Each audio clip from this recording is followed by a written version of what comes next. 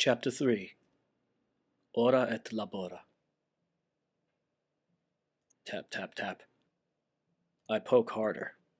He's not responding to my tapping finger.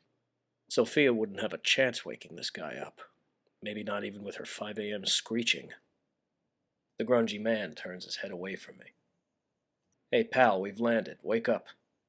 I push much harder. I want to slap him across the back of his head. That would wake him up. I'm awake. Good. We have another flight to catch. Get up. I'm up. I'm up. He lifts his golden sleep mask, rises, and removes his things from the overhead compartment. He starts to walk off ahead of me. I don't like this grungy man. I'd like to not have met him. I could walk much faster than him, but it's too awkward leaving him behind, considering we're going to the same place. With my luck, he'd sit directly across from me to scold and mock the fact that I have no patience. The airport is filled with different people. Airports are always filled with unfamiliar people.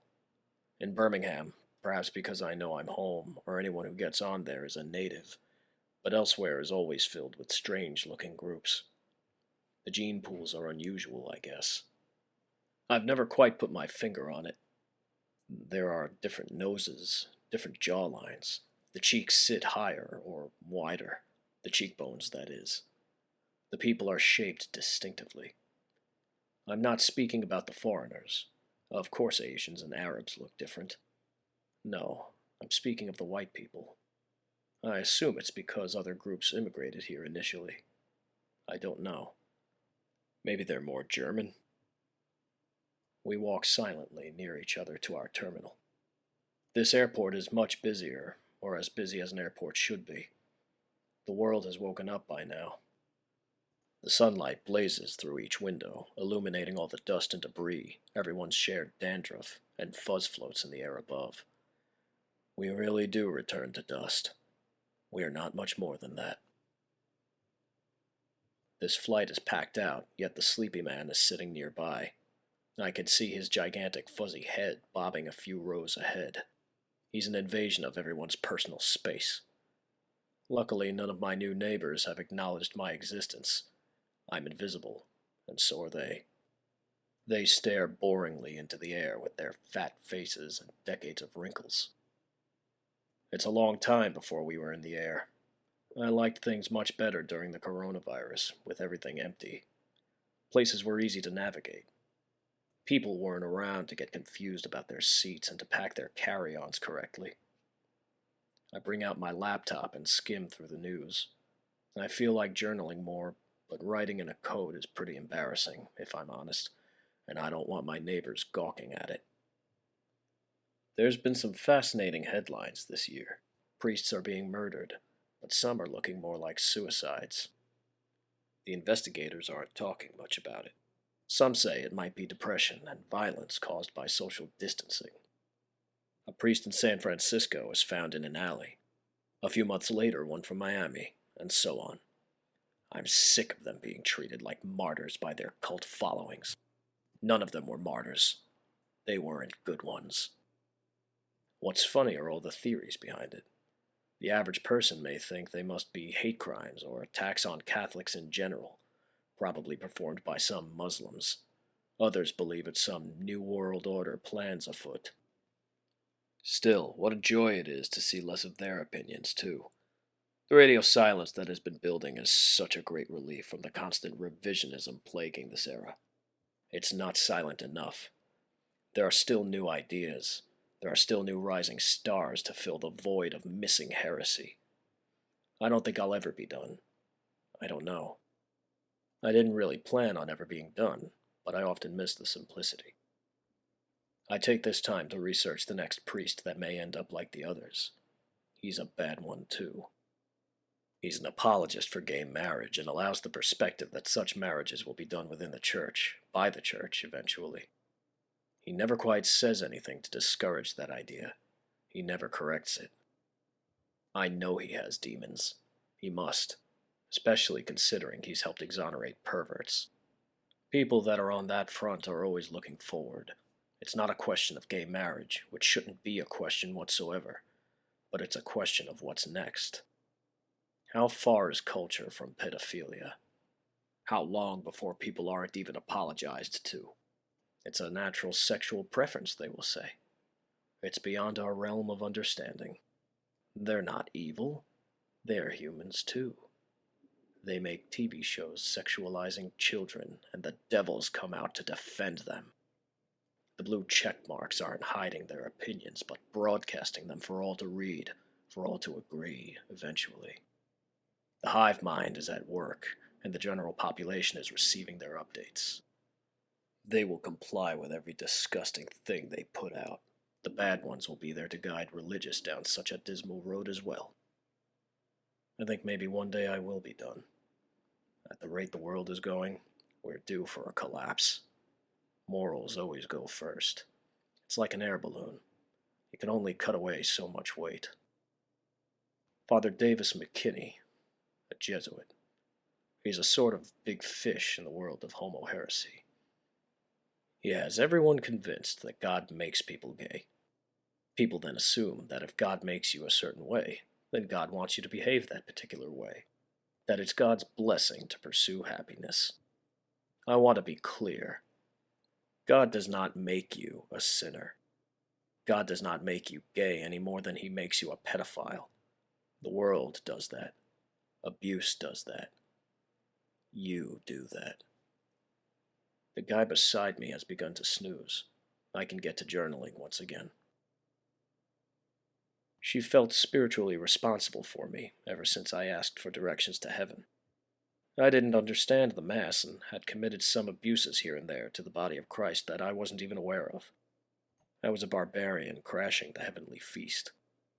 We would sit together every Sunday, and it was delightful. But she had her guard up. She wouldn't budge, but she was gorgeous, and yet smart on all things. Mary was and is still an outstanding Catholic. She has all the practice down, and the reasons why. It was after Mass one of those Sundays that we sat together. We would watch the priest clean and put out envelopes for offerings in the pews. We would help him as often as we could as well.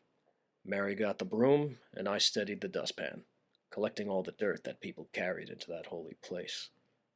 So much dirt. We're not much more than that. So what do you do? I asked, as I watched the fine line of dirt that formed against the brim of the pan. Some of it simply wouldn't pass into the pan. It would collect and resist each passing sweep. What do you mean, like for work? Yes, for work. I still had a vague clue who or what Mary even was. She had been only Catholic, but I knew there was a Mary beyond the parish walls. I work at a daycare. Oh, you like kids? Of course. Does that not wear you out? Depends on how good the help is. The daycare is pretty large, and we have loads of workers, but sometimes I get paired with some that are pretty useless. Am I a good help? I asked, waving the dustpan in the air. She laughed. Yes, you're much better help than some of those women. And what do you do when you're not working or praying? She had a blank look on her face.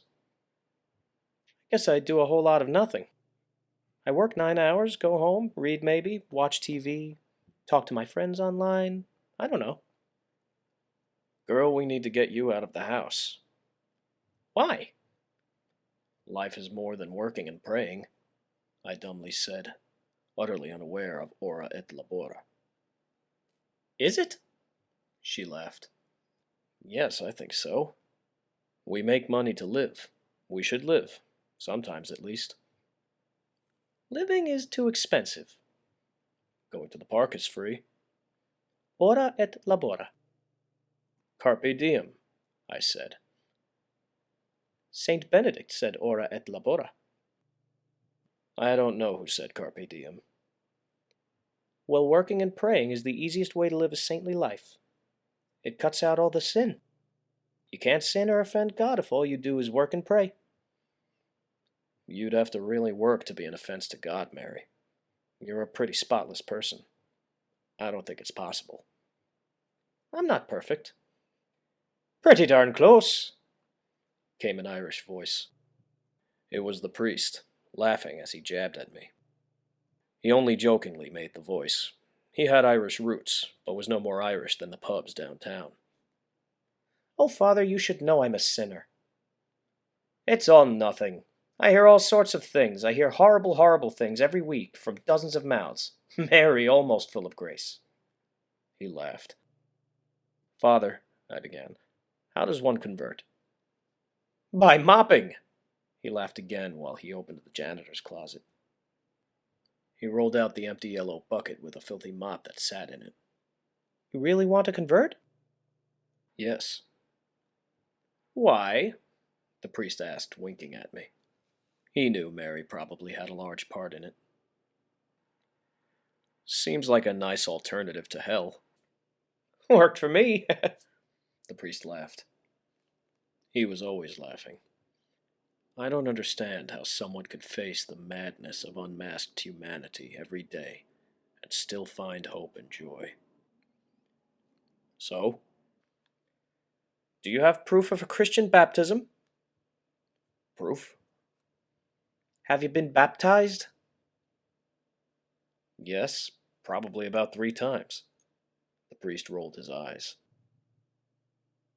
Well, surely you managed to get a certificate at one of them at least. I don't remember. Do you know what church it was? I nodded.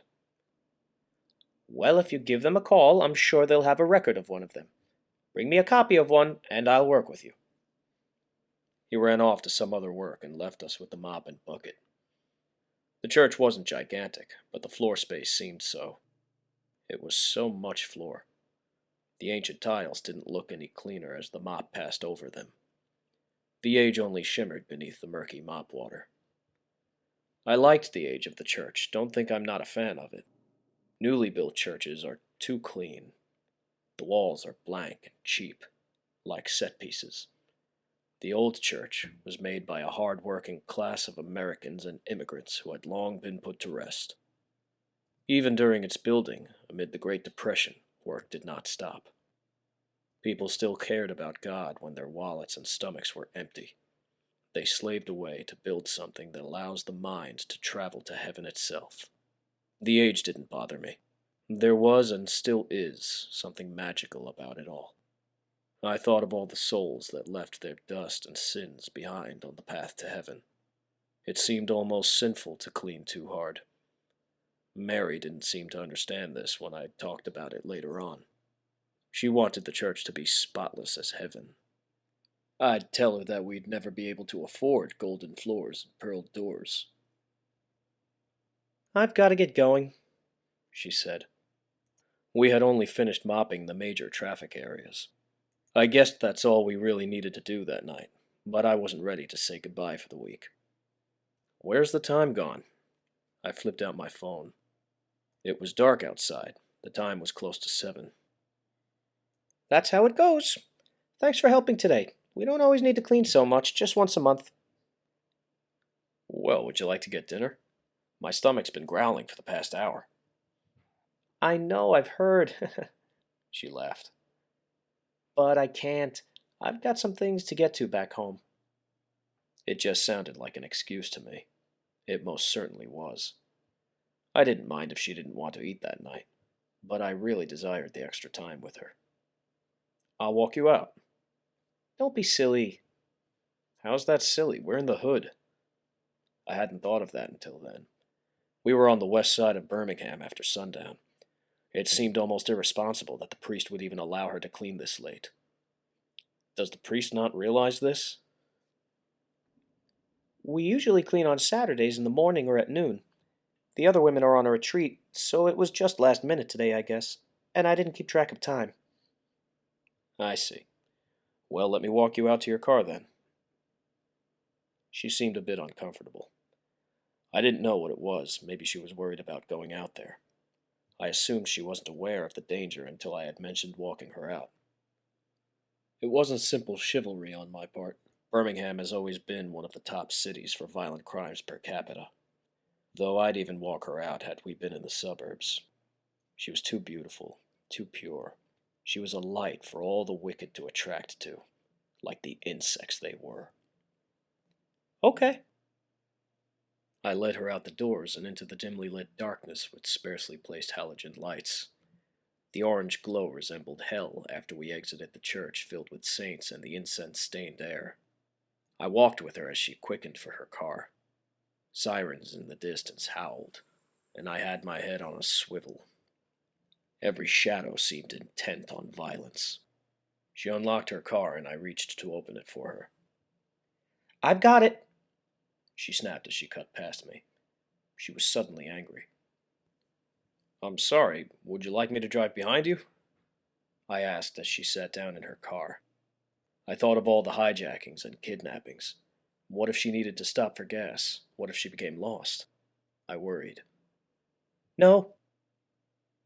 "Please?" "No!" She slammed her door after cranking the car. I was dumbfounded. The entire day had seemed to go nicely, but I was abandoned in that parking lot. I wouldn't chase after her. I didn't want to seem like a creep. Maybe I had freaked her out, I thought. I wanted to talk to the priest. I needed to give him a piece of my mind.